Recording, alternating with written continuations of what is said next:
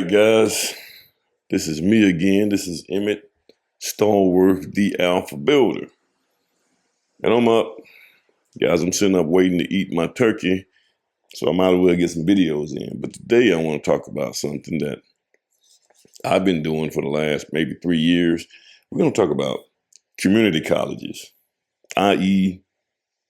junior college, i.e. 2-year college. Okay? This is not talking about some of the things that happen at the community college that I teach at. As a matter of fact, this is kind of going in line. I'm kind of engaging and talking about just the whole community college and junior college system as a whole. And I knew this little robot that I got that's cleaning the floor was going to wait till I got in this video, and it was going to start coming right here. So I'm going to shut this door real quick wide.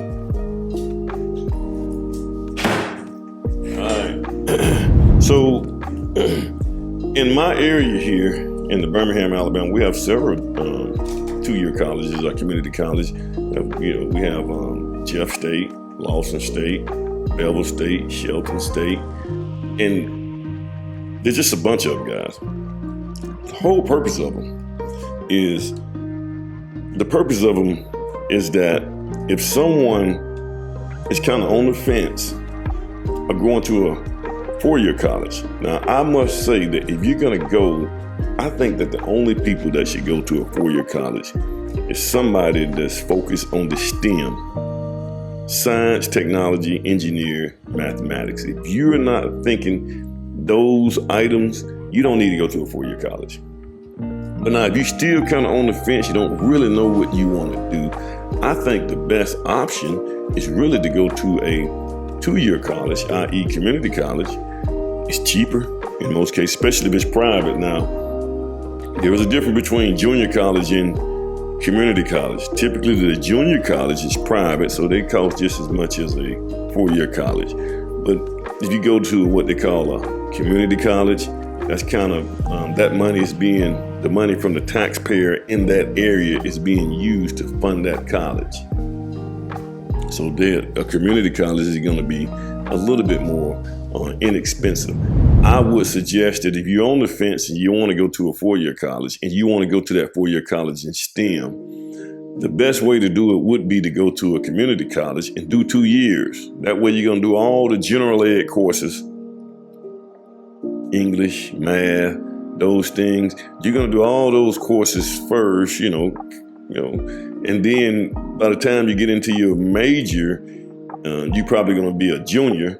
And then that way you need to go you can transfer to the 4-year college after you finish up at the 2-year college. And then that way you can pay less money before you go to the 4-year college. That is a good idea.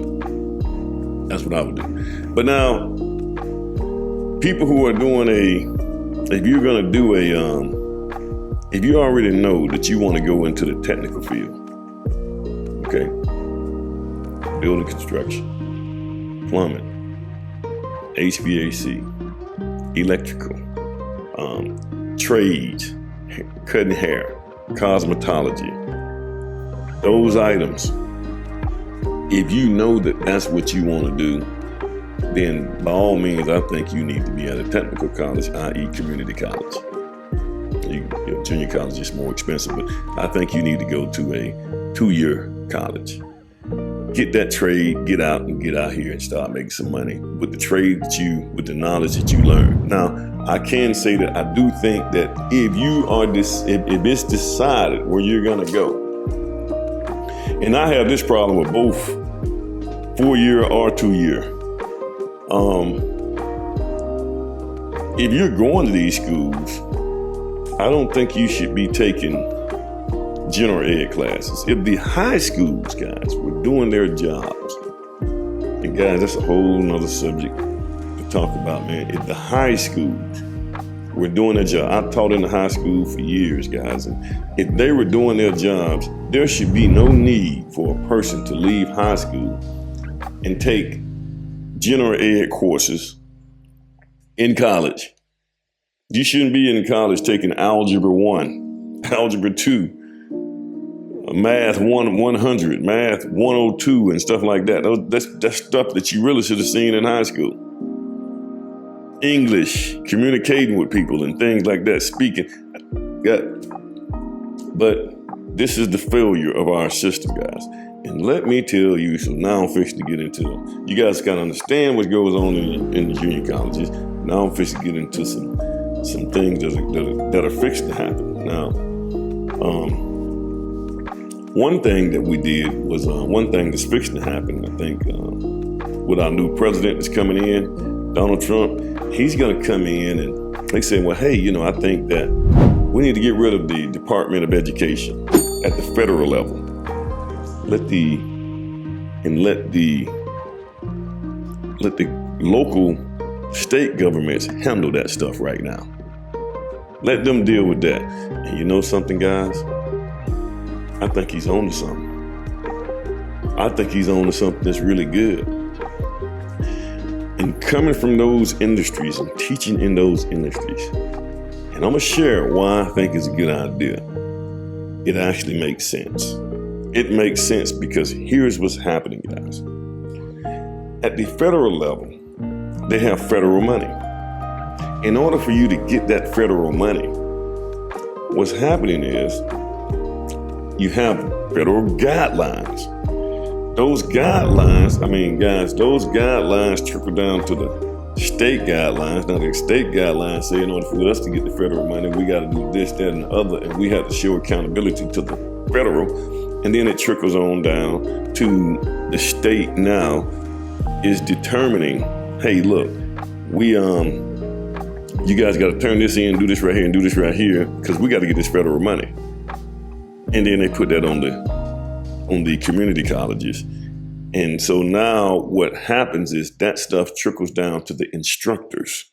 So now the instructors have to do so much paperwork and so much documentation. And there is absolutely no split second flexibility to do anything in these junior colleges or community colleges. Well, just take away the junior. I'm talking about community college, because that's state funded. So now, because you got to do this federal stuff, the documents for the federal stuff, then it trickles down, you got to do the stuff for the state stuff, and then that stuff trickles down to the instructors. The instructors are so busy trying to get this documentation in and do all this stuff that has absolutely nothing to do with me trying to teach my students, or me trying to figure out ways to make learning a whole lot more conducive for my students. You're stuck with paperwork. You're stuck with all this paperwork, and not only that, you don't have split second flexibility to make a decision to get more students. There is money available, guys, right now. There's money available for dual enrollment. Guys, if you don't know what dual enrollment is, it is when people like myself that teach at the community college, I go in and I get high school students to come to my college and I teach those high school students. Now, I think that's a good thing because, guys, I'll be honest with you, I really wish I could reach these kids when they in elementary school. That's the best time to get them. The earlier the better, especially boys.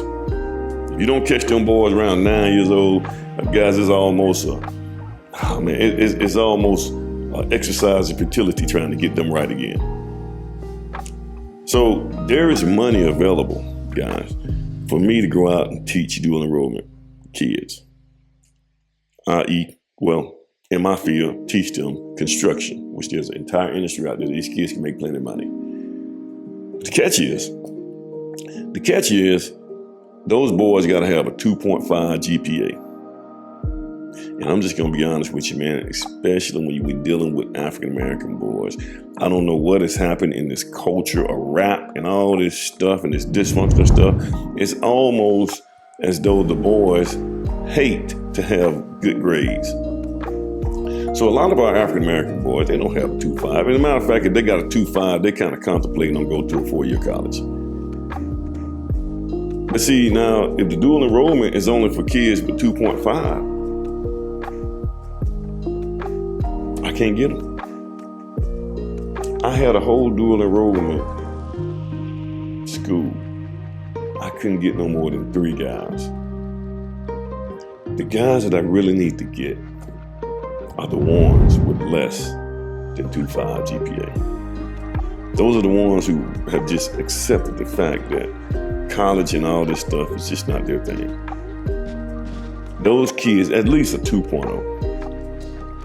A young boy or something with a 2.0 GPA, I can take that kid, even less than 2.0. You got a 1.5. Those are the guys who have accepted the fact that, you know something, school ain't for me. And I can put one thing in his hand, like construction, framing, and he can focus on that one thing. But that kid doesn't have a chance because these state and federal guidelines cut it off. The kids that we can help the most, because of the guidelines these federal agencies and all that stuff have, it make it where we can't even help them. This is the problem. And that's just one particular situation. Guys, guys, I don't even like to, I'll tell you what, just even at that level, guys, I don't even like to order lumber. Because there's so much documentation that you got to go through in order just to do something simple at these community colleges. It makes it very difficult for the instructors. This is the issue. This is where we're at, guys. So now I think it's a good thing. I think the start would be, hey, cut that federal stuff off. Get rid of that stuff. When we think about community colleges, they should be driven by the community. Right now, they're not. They've been driven by the federal government. But they should be driven by the community because the community has a better understanding at what's going on in their community. So that the tax dollars coming from that community should be used to deal with what's going on in us fixing that community. And this is the problem. So I actually think that what he's doing is actually a good thing. I think it's a good thing. We start with the state, we get rid of the federal government, then eventually get rid of the state stuff, and then at some point in time, we just have the community determining how our kids are gonna learn. And then that way we have split-second flexibility to make decisions. And the community can hold those instructors accountable right from the community, and you don't have to go through all kind of navigation to fire a bad teacher or a bad instructor. These teachers now, they just there, guys.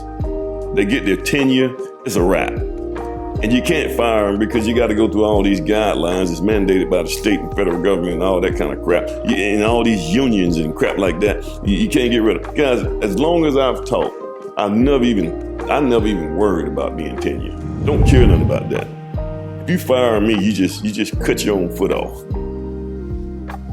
Because one thing I did, I have a passion to get people to learn. And if you don't see that passion raving inside of me and you fire me, you just destroyed your own self. I get better. And this is where we're at, guys. And also, guys, here's another thing. A lot of these guys in the junior colleges, community colleges, a lot of these instructors get there and they get complacent.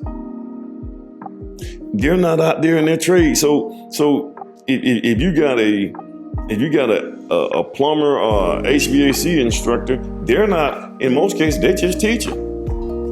I'm not talking about what we do, where we at. My guys, where I'm at, guys, we killing them. We out here in the field, all of us.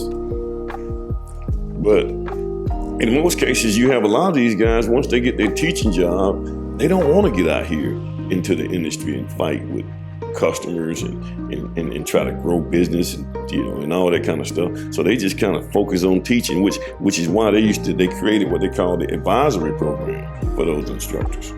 And what that means is you have to have meetings with people who are actually out there. The instructors have to have meetings with the people who are actually out there in the industry, and then they help them get the knowledge that they need in order to stay on point or stay abreast on the things that's going out there in the industry. Well, I don't think you need that. I think that's an old concept. I think that each community college instructor, if you teach a technical field, you need to be in the field too. That's the way it ought to be. You out here in the grind, in the mixes, how else you gonna be able to teach your students if you're not doing it? And that's the one thing I have a problem with high schools. A lot of these teachers out here, man, they teach a subject and they don't even do it. They got economics teachers or finance teachers. They do all this stuff, but they ain't doing it. They ain't doing it. How you gonna explain to a kid or a student how they can do things better if you ain't doing it? So that's what's the whole point in the advisory stuff. And I just think that, guys, you need to be out here. If you're in the community college, you need to be out here doing your trade. But split second flexibility, guys, that's what you need. Let me just make sure. So guys, I don't know, man. I think there's hope, though. Like I said, I think there's a light at the end of the tunnel with the new administration. Having Donald Trump, I think he gets it. I think he literally gets it. He gets that, look, man, y'all need to be responsible for your own stuff. This is another one I had on the board, man. I just wanted to talk about it, man. I just want to talk about, man, we got to have split second flexibility at these colleges. The federal and state levels are not allowing that. But there's hope. There's hope at the end of the tunnel. Guys, once again, like, share, and subscribe. Let me know your thoughts. Let me know what you guys are thinking so that I can make more content on things like this right here. Thanks again.